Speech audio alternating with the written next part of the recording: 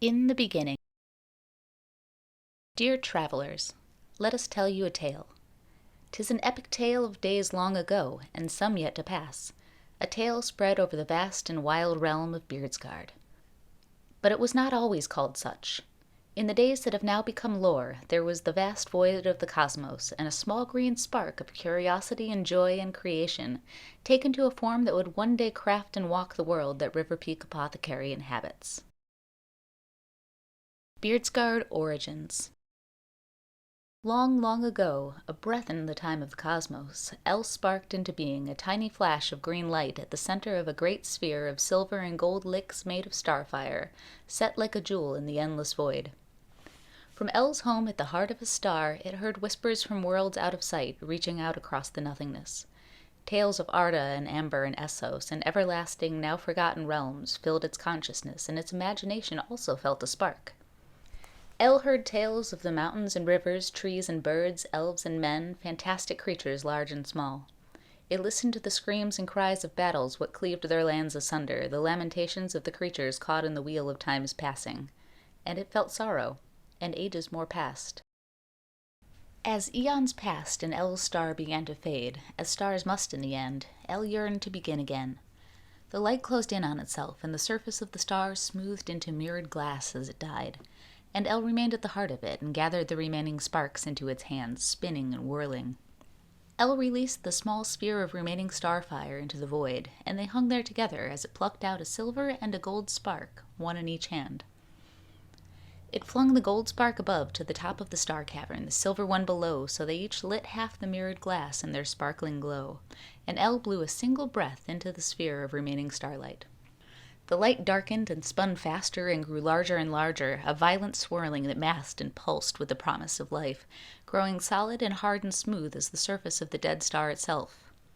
As El watched, the sphere grew into the size of a world within its shining shell, and El was glad. El had created a world, but it was still alone. As it studied what it had made, the stories that had floated across the void to its hearing began to take shape in its mind, just as the ball of starfire had taken form. And with the stories on the surface of El's mind, it floated just above the surface of its new home, and it beheld its mirrored reflection, and touched it.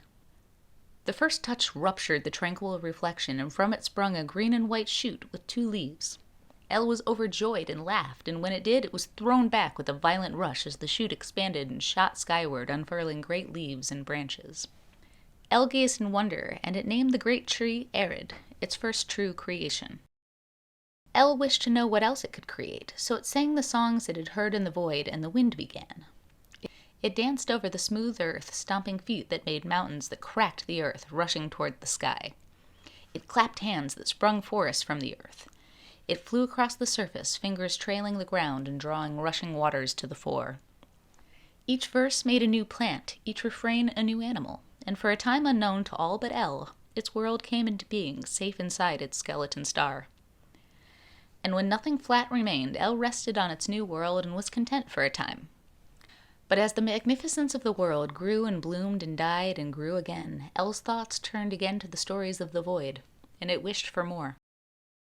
And so it came to pass for the first time that El closed its eyes and dreamed, and as it did, the gold spark that lit the sky dome of the dead star slid southward, and the silver spark to the north to cast the world in darkness and beams of silvered white. As El slept, it dreamed of a creature mad and wild who saw El's creations and was in turn inspired to create, a creature similar in form to its own, but with the rough beauty of El's beloved trees and the wayward wanderlust of the rivers and the curiosity of the myriad fauna. And when it woke, El rested before a man that it had dreamed into being, and he and El together named him Angelon, the first woken in the realm to give voice to their own calling. Angelon dwelled with El for a time, exploring its creations while the gold spark shone, finding uses for all things that grow and all things that run once life had fled from their being. As he explored the places green and gray and brown, he found himself drawn to a favored place that El had danced across again and again in the time of the making of the world. There was where the greatest of the rivers cut a swath between the tallest mountains and deepest forests, and there was where Angelon began to carve a tower out of the tallest peak to make his sanctuary, so he may watch over the realm from above, as El walked its many leagues, tending to its gardens great and small. In his spire ringed by clouds, Angelon began to catalogue his discoveries and learnings with flourished plume into gilded tomes of lore. He blazed sands into sparkling glass, clear and amber and opalescent, formed into vials and filled with the collections of the world. And as the gold spark slid southward, Angelon and El would sit upon the banks of the great river, and sup upon the fruit of the trees, and speak of the stories of the void, and what they began upon this world. When the silver spark took the place of the gold, they dreamed together, and each new day brought into being elves and dwarves and men and giants and gods, and each set out across the earth to find the places that best suited their natures. The elves ventured west to the deep forests and the distant shores of the sea and built their halls among the great trees. The dwarves and giants traveled north to the mountains, the dwarves finding deep and secret places beneath, with the giants striding their peaks. The men journeyed east to the flatlands, building their modest homesteads of earth and wood. The gods ventured south past the vast expanses of fire and ice to settle upon a crop of land that reflected the elements to each side, a land in an eternal state of prismic light. And when the world was bustling with lives and loves and exploration and stories, El was again glad. El watched the newly formed beings spread over the realm, and it came to mind that the lands themselves had no names for its settled creatures to call their own. So El joined Angelon in his tower, and together from high above they studied the faces they had first seen in their dreams. The elves, their faces smooth by nature and resplendent all in their flowing manes of sun and moon and darkling starlight, dwelled in the still nameless deep western forests of the realm. The pair beheld their majesty as if adorned in the finery of the earth's most beautiful things, and named their kingdom Beardsgaard.